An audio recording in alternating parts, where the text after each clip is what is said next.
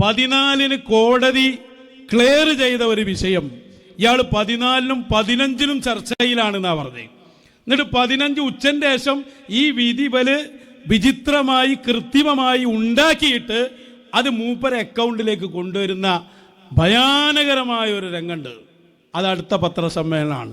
അതൊന്ന് കേട്ടു നോക്കൂ. ഇനി ഞാൻ പറഞ്ഞതിന്റെ അടിസ്ഥാനത്തിൽ യമനിലുള്ള ഉത്തരവാദപ്പെട്ട പണ്ഡിതന്മാരെല്ലാം ചേർന്ന് ഈ കാര്യത്തിൽ ആലോചിക്കുകയും അങ്ങനെ വേണ്ടത് ചെയ്യാമെന്ന് എനിക്ക് അറിയിക്കുകയുമാണ് ചെയ്തിരുന്നത്. 3 കളവ് ഒറ്റയടിക്ക്. ആദ്യം പറഞ്ഞെന്താ? ഞാൻ പറഞ്ഞതനുസരിച്ച് നിങ്ങൾ പറയാൻ തുടങ്ങിയത് എന്നാ 14-ന് വിധി വന്നിട്ടുണ്ട്. 2 യമനിലെ പണ്ഡിതന്മാരെ ഒരുമിച്ച് കൂട്ടി ഒരൊറ്റ ഒന്നിനെ ഞങ്ങൾക്ക് കിട്ടിയിട്ടുള്ളൂ. അത് ഉമർ ഹഫീദാണ്. രണ്ടാമത്തെ ആളയിലില്ല. എന്നിട്ടൊരു ബലൊരു കേരളം പോലെ ആക്കുക യമനി എന്ന് പറഞ്ഞാൽ. എന്നിട്ട് മൂപ്പർക്ക് കോടതി അറിയിച്ചു. കോടതി നിങ്ങൾ കക്ഷിയാണോ മുസ്ലിയാരെ? കോടതി നിങ്ങൾക്ക് എന്തിനാ അറിയിക്കാനാ? അതാ ജയിലിക്കല്ല അറിയിക്കേണ്ടി ശിക്ഷ നീട്ടിയെന്ന്. അത് മർക്കസിലാ ജയില്. അത് ഞങ്ങളൊക്കെ അനുഭവിച്ച സംഘടനാ ജയില്. അതിൽ തൂക്കിക്കൊല്ലാൻ വന്നാൽ ആ വിവരം അറിയണ ജയിലാണ്. എന്നിട്ട് പറയട്ടെ, അടുത്ത നോണ തുടരട്ടെ. 3 നോണ ഒറ്റ ശ്വാസത്തിലാ. അടുത്ത് ഔദ്യോഗികമായി നമുക്ക് അറിയിപ്പ്, കോടതിയുടെ അറിയിപ്പ് തന്നെ ലഭിച്ചു.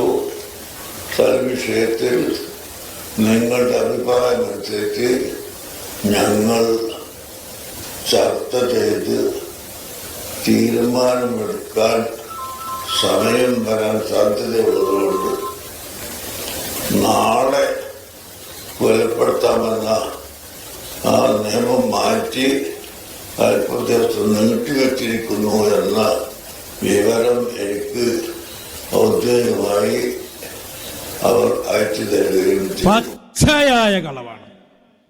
നാളെ നടക്കാനിരിക്കുന്ന വധശിക്ഷ മാറ്റിയിട്ടുണ്ട് എന്ന് എനിക്ക് വിവരം തന്നു.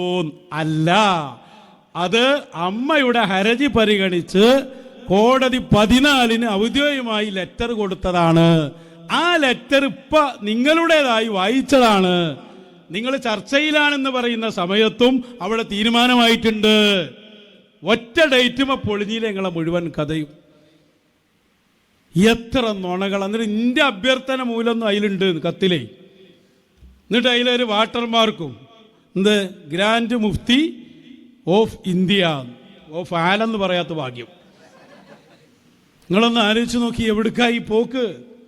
ആളുകൾ ഇത് കാണുന്നില്ലേ?